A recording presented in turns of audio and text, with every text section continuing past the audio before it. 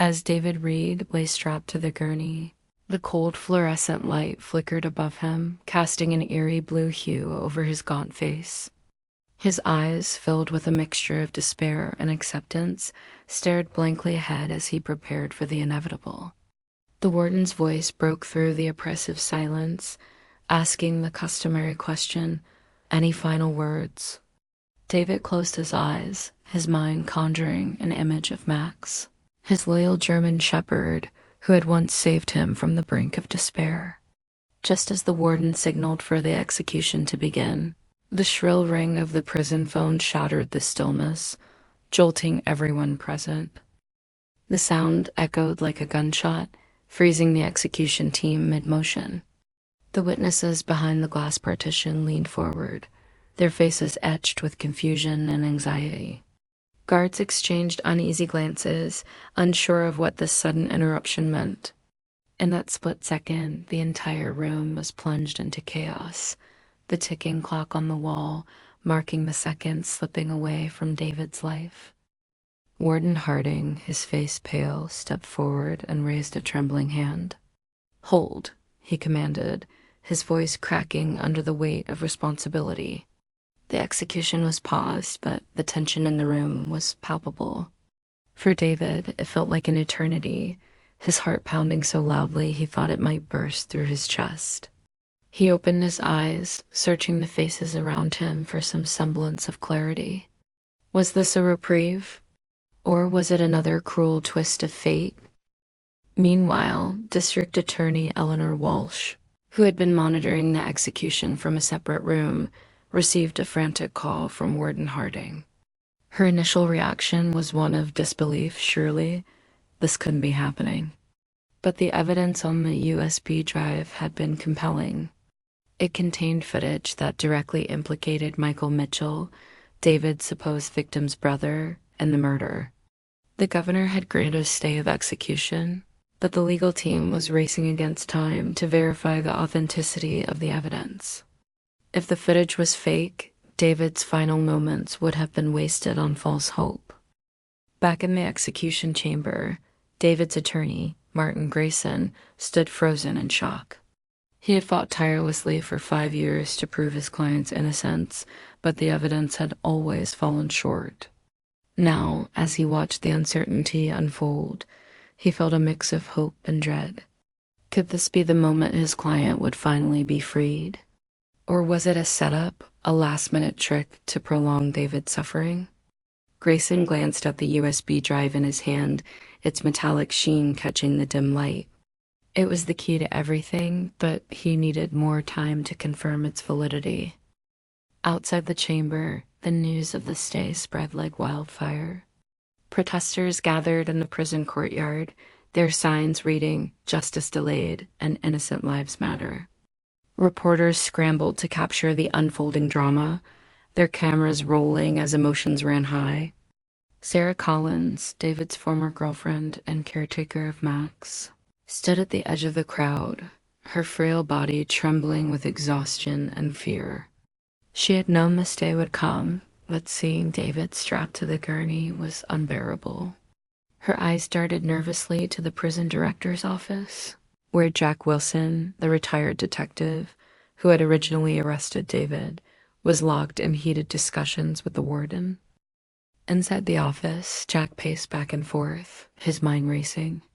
He had always believed in David's innocence, but the evidence had seemed insurmountable. Now, faced with the possibility that Michael Mitchell might have orchestrated this entire scenario, Jack felt a surge of anger and betrayal. How could he have missed the signs? And what if the footage was tampered with? These questions swirled in his mind as he listened to the warden argue with the prosecutor. The stakes were higher than ever, and the pressure was immense. As the minutes ticked by, the room grew quieter, each heartbeat reverberating through the tense silence. David, his mind racing, tried to cling to the memory of Max's warmth, the comforting weight of his fur. He had always believed in the power of love and loyalty, and now, in this moment of ultimate despair, those qualities sustained him. The USB drive, Max, and Sarah all, or were threads connecting him to a world beyond the sterile confines of the execution chamber. Finally, the warden returned, his expression grim but determined. "Stay of execution granted," he announced, his voice steady despite the turmoil. The room erupted into chaos, with shouts of relief and disbelief mixing in the air. For David, the weight of the world lifted momentarily, though he knew the fight was far from over. As the guards unstrapped him, he felt a flood of emotions, gratitude, fear, and a renewed sense of purpose. This wasn't the end. It was just the beginning of a new chapter in his life.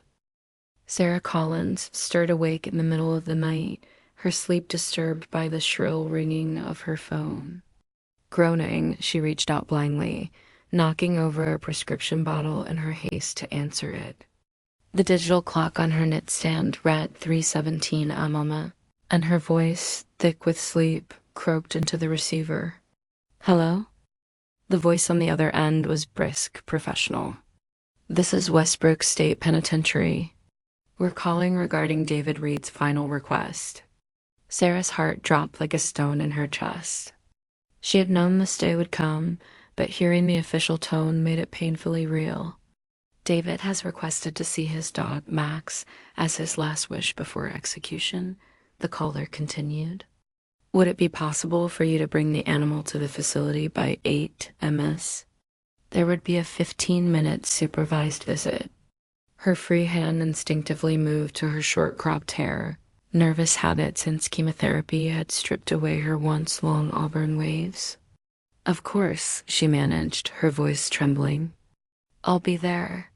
After hanging up, Sarah called out softly, "Max, come here, boy."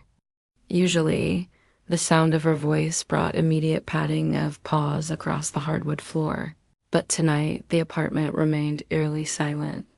She slipped out of bed, wincing at the constant ache in her bones, a new unwelcome companion since her diagnosis.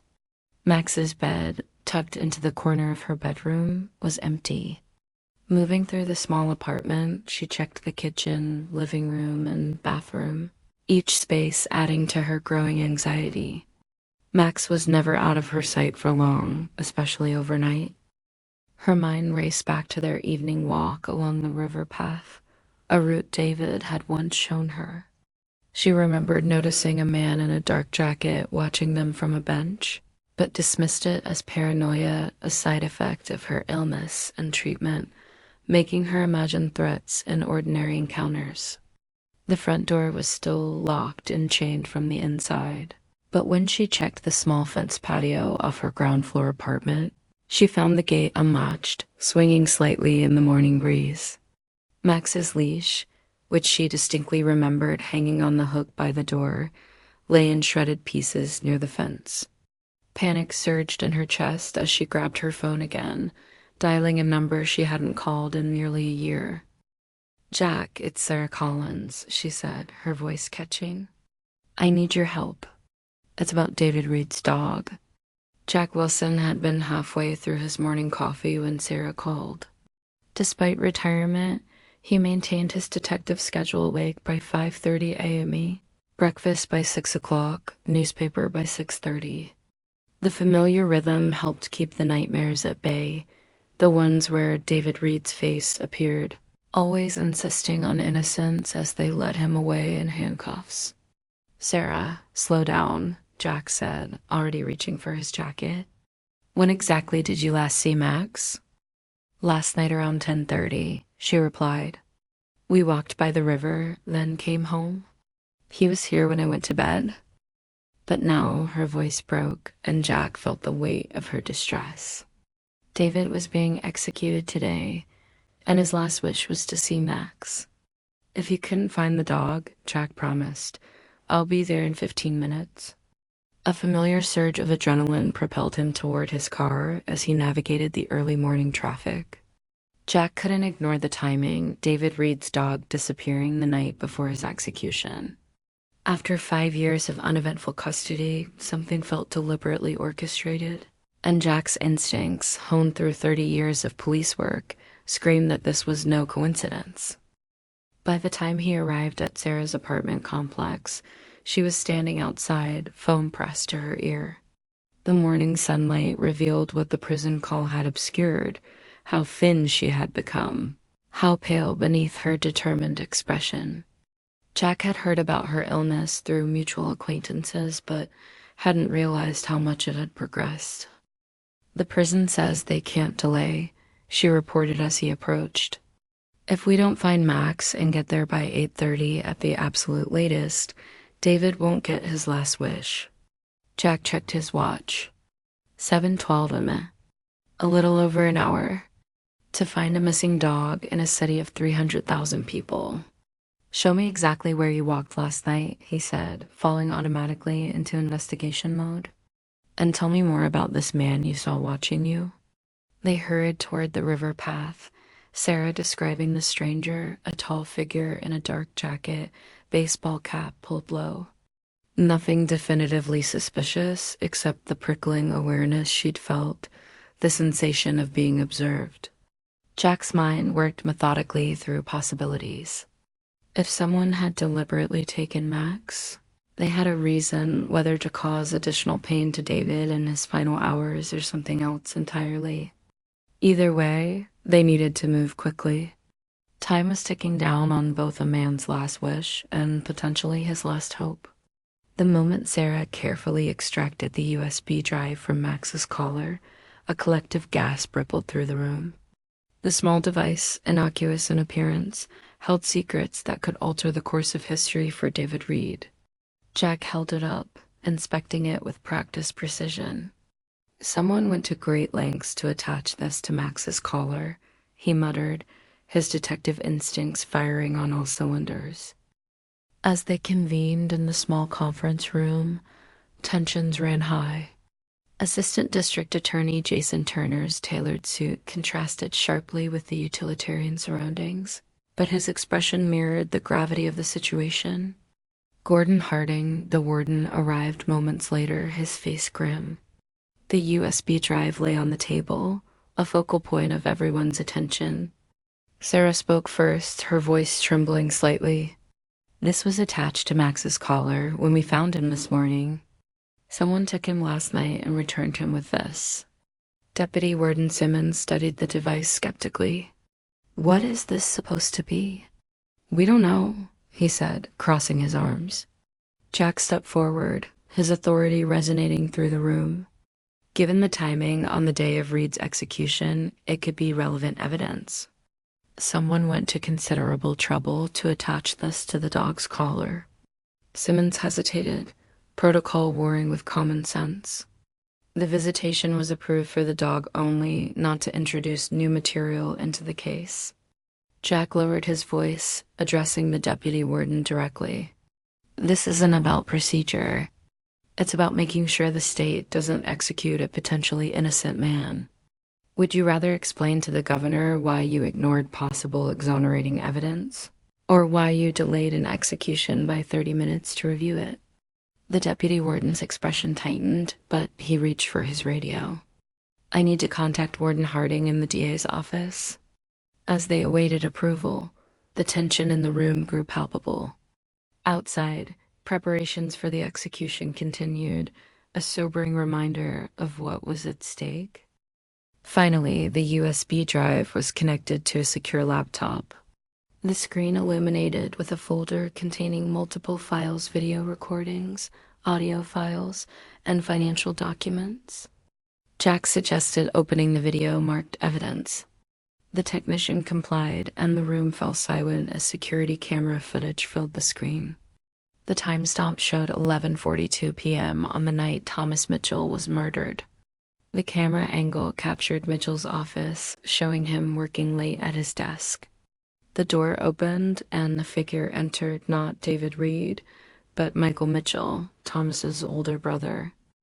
"Impossible," Turner whispered, leaning forward. On screen, an argument erupted between the brothers. Though there was no audio, the body language was unmistakable. Michael gestured aggressively, Thomas standing his ground. Then, with shocking suddenness, Michael grabbed a letter opener from the desk and lunged forward. The attack was frenzied, multiple stabs delivered in quick succession. Jesus Christ, Warden Harding muttered. The video continued, showing Michael methodically wiping his fingerprints from the murder weapon before placing it into a cloth bag. He then accessed his brother's computer, typing rapidly before exiting the office, leaving Thomas Mitchell bleeding on the expensive carpet. The timestamp showed the entire incident had taken less than 5 minutes. There's more, the technician said, opening an audio file. A voice clearly identifiable as Michael Mitchell's filled the room. Thomas knows about the embezzlement. He's threatening to go public. I can't let that happen. Everything I've built would collapse. Reed has access to all the files. It would be simple to frame him. His fingerprints are all over the office, including on that antique letter opener Thomas keeps on his desk. Once Sarah and Jack located Max at the old boathouse, they wasted no time bringing him to Westbrook State Penitentiary. The urgency in their mission intensified as they approached the maximum security zone.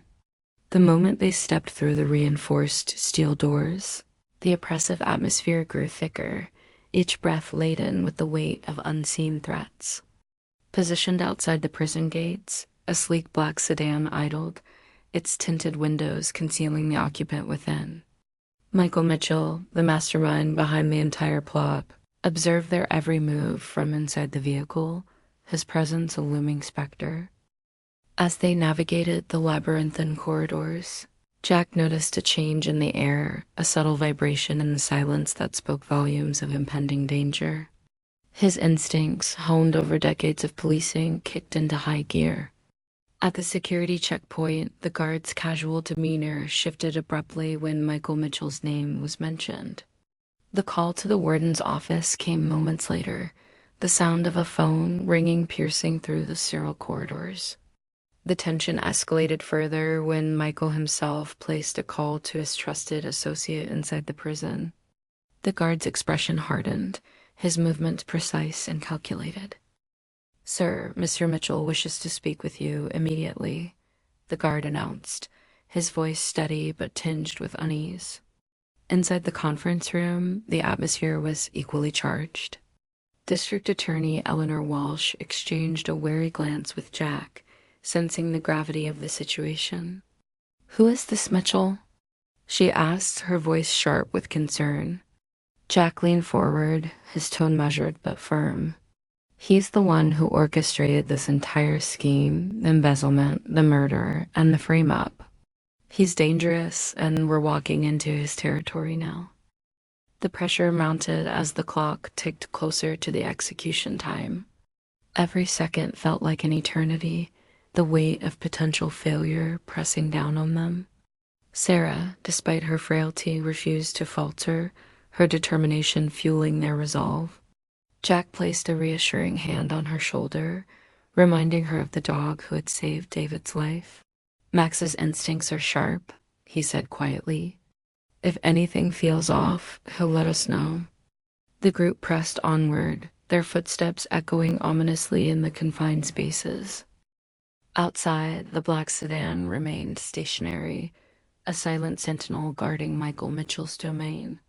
From his vantage point, Michael watched the proceedings unfold, his mind racing. The plan had been foolproof until now.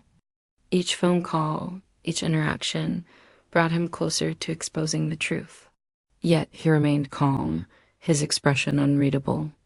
The prison walls, however, were not his only challenge. As the minutes passed, Jack's unease deepened. He had dealt with ruthless criminals before, but Michael Mitchell's calculated approach unsettled him.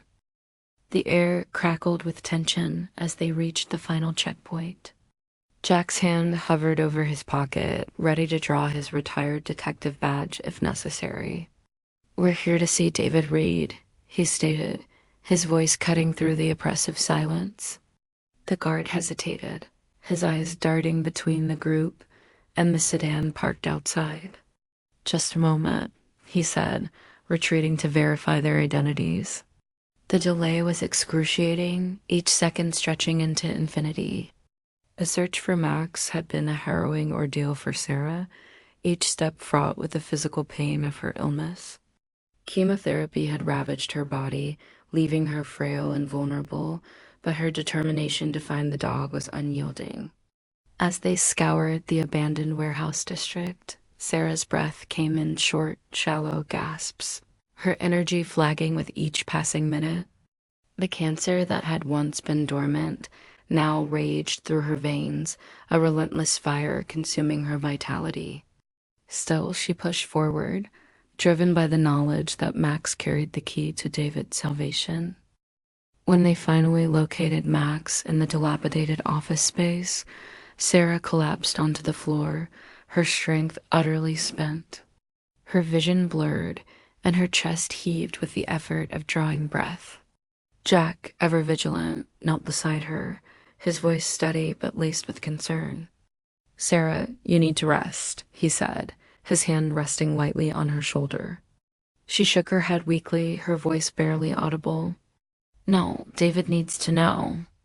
Max did it." Her words were met with silence, the enormity of her sacrifice sinking in. David stood frozen, his eyes wide with disbelief. Max, his loyal companion, had indeed succeeded in delivering the USB drive, but at what cost? Sarah's frail form, her pallid complexion, and the dark circles under her eyes spoke volumes of her suffering. The hospital had warned them of her critical condition, but Sarah had insisted on accompanying them. Now, as she lay there, her hand clutching Max's leash, David felt the weight of her courage pressing down on him. The journey back to the prison was a blur of activity, each moment a test of endurance. Doctors and nurses crowded around Sarah as they transferred her to the emergency room, their faces grim with concern. David stood helplessly at the entrance, his heart pounding in his chest. "She's stable for now," one of the doctors reassured him, but the prognosis was dire. Sarah's lymphoma had metastasized, spreading to her liver and lungs. The chemotherapy had taken its toll, weakening her immune system and leaving her body fragile. David's mind raced as he tried to process the news. He had always known Sarah was fighting a losing battle, but seeing her in such a vulnerable state made it real in a way he had never anticipated. The USB drive, now safely in the hands of the authorities, held the proof they needed to save David, but at what cost? As the hours passed, David found himself torn between hope and despair. Sarah had given everything to ensure his freedom, and yet he feared he might lose her before justice could prevail. At the investigative headquarters within Westbrook State Penitentiary's administrative wing, the atmosphere crackled with tension. Michael Mitchell, seated in an ergonomic chair, stared down his accusers with an air of arrogance. "This is all a fabrication," he declared, his voice smooth but tinged with disdain. David Reed orchestrated this to delay his execution. "Don't you see? He's clinging to his last desperate attempt to survive." District Attorney Eleanor Walsh, standing firm against him, matched his intensity with her own. "Your denial is unsurprising," she retorted, her tone sharp. "But the evidence speaks for itself. Security footage, financial records, and audio recordings leave no doubt that you framed Reed for Thomas's murder." Michael leaned back, a smirk playing on his lips. "Prove it," he challenged, crossing his arms. "I'm a prominent businessman. My word carries weight. You'll find no jury willing to convict me based on these flimsy claims." Detective Marcus Ramirez stepped forward, his stance professional but unyielding. "We don't need a jury," he stated, his voice cutting through the room. "The digital forensics team has authenticated the footage. Your brother's blood was real, but the murder was staged. The brothers conspired to fake Thomas's death, and you've been exposed." Michael's smirk vanished, replaced by a mask of indifference. "You're grasping at straws," he countered, his confidence wavering slightly. "Even if this evidence exists, how do you explain Thomas's body? Dental records confirmed his death." Ramirez produced a photograph from his file. "This is Thomas Mitchell," he said, laying the image on the table. "He's alive. He faked his death to escape financial ruin while you continued running the company under his name." The room erupted into chaos. Michael's face contorted with fury, his carefully constructed facade crumbling. "This is absurd," he spat. "You can't possibly believe this nonsense. David Reed is guilty, and you know it." Walsh stepped forward, her expression cold. "Your time for deceit is over, Mr. Mitchell. You've been under investigation for years, and now the evidence has caught up with you. The execution was halted because David is innocent, and we have the proof to expose your crimes." Michael's composure fractured further. "You're accusing me of murder," he seethed. "Do you have any idea who I am? I built this empire single-handedly. I won't let you destroy everything I've worked for." The tension reached its peak as Ramirez slammed his hand on the table. "Your empire was built on lies," he thundered. "It's time to pay for your actions. We're arresting you for embezzlement, fraud, and the murder of Thomas Mitchell." Michael's eyes darted between his accusers, his mind racing. For years, he had maintained control through manipulation and intimidation. Now, the tables had turned, and his carefully constructed world was collapsing. As handcuffs clicked around his wrists, he shouted, "You'll regret this." The execution room fell silent as District Attorney Eleanor Walsh confirmed the stay of David Reed's execution. Outside, the news of the reversal spread like wildfire. The cheers from the prison yard mingled with the somber tones of reporters covering the dramatic events. For David Reed, the world tilted on its axis. 5 years of confinement, 5 years of absolute certainty that he would die for a crime he hadn't committed, had suddenly dissolved into a reality where freedom was possible. The room around him blurred faces, voices, the sterile smell of antiseptics, but the relief of knowing he could breathe again was overwhelming. As Jack Wilson approached him with a subtle nod, David felt the first stirrings of hope in years. "You're free," Jack said simply, his voice steady but tinged with emotion. "We'll get you out of here." David's legs nearly buckled under him. He had envisioned this moment countless times in his darkest hours, but now that it was here, it felt surreal, almost too good to be true. Max, who had remained by his side throughout the ordeal, leapt forward with a bark of joy, his tail wagging furiously against David's chest. "Thank you," David whispered, his voice trembling, "for everything." But the euphoria was short-lived. The truth of Sarah Collins' illness came crashing down as the medical team whisked her away from the prison gates. Jack had promised to stay with her, but even his presence couldn't shield her from the inevitable. Her face, pale and drawn, spoke volumes of her suffering. As David stood rooted to the spot, watching the ambulance disappear into the morning haze, he felt the ground beneath him shift. Sarah, the woman who had steadfastly believed in him through chemotherapy, through countless visits, had paid the ultimate price for his freedom. The weight of her sacrifice pressed down on David as he stepped out of the prison gates. The city greeted him with a mixture of awe and disbelief. News vans surrounded the perimeter, reporters shouting questions as he walked toward Jack's car. "How did this happen?" Someone called out. "Who would frame an innocent man?" David couldn't answer. All he could think about was Sarah, lying somewhere in a hospital bed, fighting for her life. Jack's promise of transparency became a lifeline. "We'll get you to her," he said, gripping David's shoulder. They drove through the streets of Westbrook, the sunlight casting long shadows across the pavement. Jack's old detective car, still equipped with its siren, cut through the morning traffic like a beacon. David clung to the hope that Sarah might pull through, but the reality of her condition weighed heavily on his mind. When they arrived at the hospital, Jack's prediction rang hollow. Sarah was unconscious, her fragile body hooked up to machines that beeped and hummed with life-saving precision. The doctor's prognosis was grim. Her cancer had advanced to stage 4, and the experimental treatments she had undergone were proving insufficient. David sat beside her, clutching her hand as if it could anchor him to her. "Please," he pleaded, his voice breaking. "Don't leave me." The next few days passed in a haze of grief and gratitude. Sarah's condition deteriorated rapidly, and despite the efforts of the medical team, she succumbed to her illness.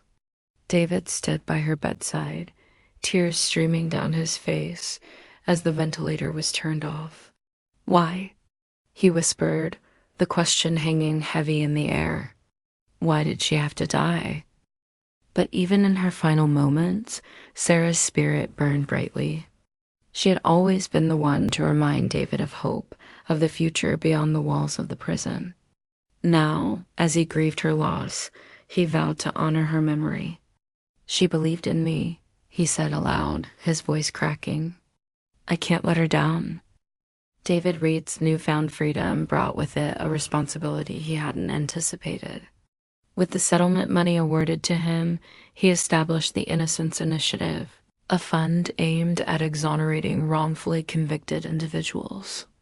Jack Wilson, inspired by David's resilience, joined forces with him, leveraging his detective expertise to train service dogs for veterans suffering from PTSD. Together, they rebuilt lives, one dog at a time. Max, the German Shepherd who had carried the USB drive, became a symbol of loyalty and redemption. His collar bore the scars of his journey, a testament to the lengths to which love could be pushed.